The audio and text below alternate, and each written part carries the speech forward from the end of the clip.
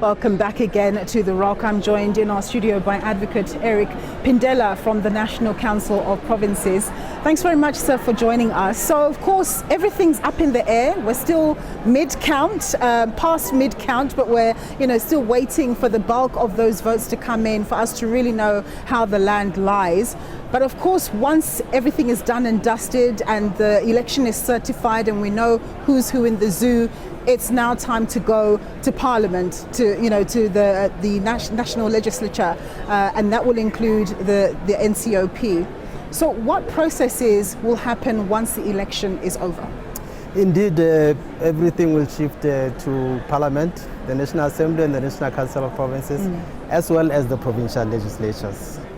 Because then in the first sittings of the provincial legislatures, the first sitting of the National Assembly and the first sitting of the National Council of Provinces, presiding officers must be elected, as well as in the National Assembly, the President, and in the provincial legislatures, the premiers.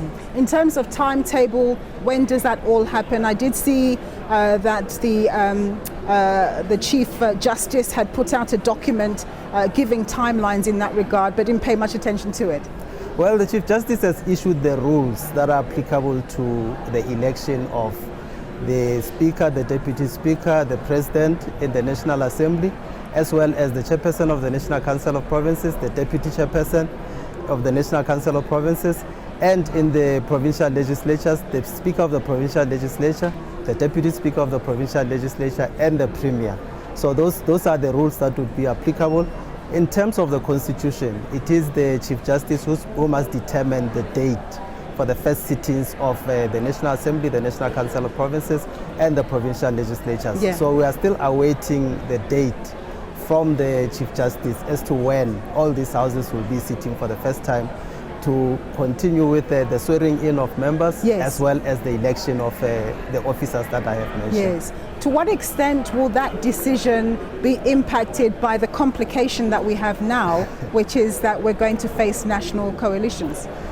Well, all that the Constitution outlines the time frames within which, for instance, the President must be sworn in, as well as when all these houses must sit. The National Assembly must sit within 14 days, the provincial legislatures also, and the National Council of Provinces will sit immediately after the provincial legislatures have sat, because the delegates of the National Council of Provinces come from the provincial legislatures. So the provincial legislatures must then designate the members of the National Council of Provinces. It is then that the National Council of Provinces will convene.